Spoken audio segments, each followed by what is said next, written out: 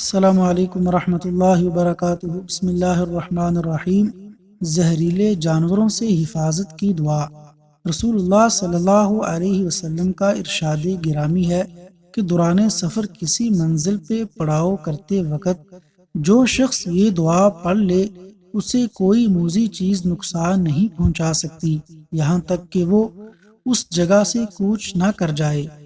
اعوذ بکلمات اللہ التامات من شر ما خلق۔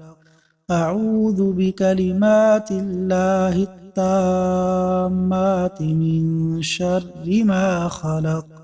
ترجمہ: میں اللہ تعالیٰ کے تمام کلمات کے ساتھ اس کی ہر مخلوق کے شر سے پناہ مانگتا ہوں۔